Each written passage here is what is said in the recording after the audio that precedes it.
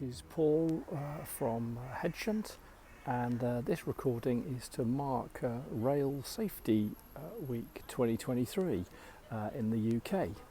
And I thought for my contribution to that week on behalf of Head-shunt was to talk about personal safety. And of course personal safety is so important, whether that be passengers, freight shippers or indeed rail staff. And out of some of my mental health experience, how I improved my personal safety was through building a personal safety plan. And that was born out of me being in a very dark place in 2020, which saw me a couple of minutes from ending my life at a railway station.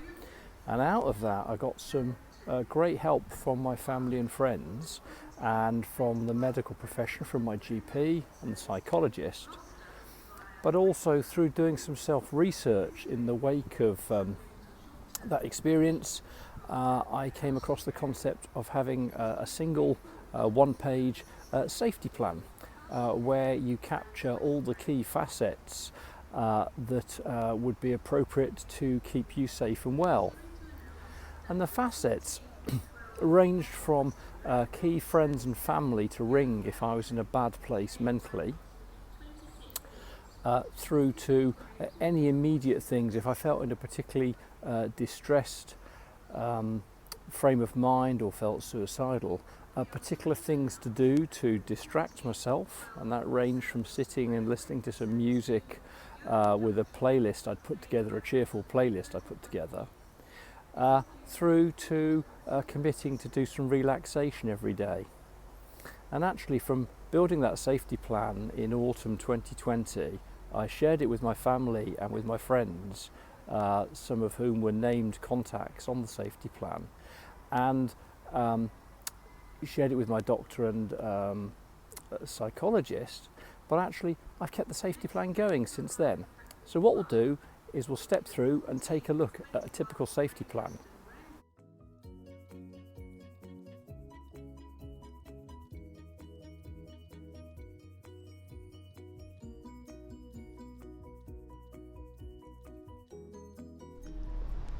So that was an example of what a typical safety plan could look like for either you or a friend or colleague that you are supporting. And I suppose the one thing to bear in mind is that a plan will vary person to person, and indeed during different circumstances that a person encounters. So for example, my personal safety plan when I was in the most darkest of places looks very different to the personal safety plan that I have now, and that's consciously through reviewing the plan and making sure it's fit for purpose and reflective of how I feel and the challenges I face. So we've heard about the concept of a safety plan. I would really commend people to head over to the Mind website and have a look. There's some other great material there to help people construct a plan in terms of helping you when you feel poorly mentally. But actually the plan, as I found in sort of personal experience the last 18 months, 2 years, is the plan helps me live my life routinely and helps me keep mentally well. And if I find that I dip at all, sometimes it just pays to do a self MOT and revisit the plan. But actually, say, it need not be complicated, just a one-page plan, key contacts, key things that you're going to do to stay well. So I hope you found it useful today, and look forward to catching up with you soon. Bye.